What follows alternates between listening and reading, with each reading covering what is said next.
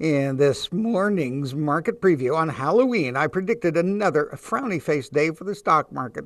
That is what we got again.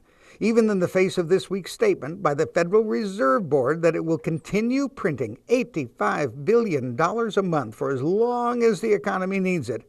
Apparently, the Fed threw a wet blanket on a red-hot October, saying the government shutdown was restraining economic growth.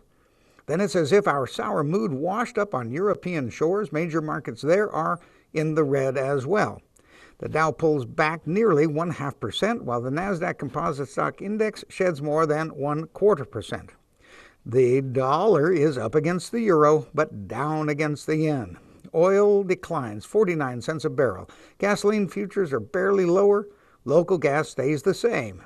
Gold falls $25.40 an ounce. And losers are barely beating winners at the New York Stock Exchange. Let's hope for way better tomorrow. I'll be back in Good Morning America.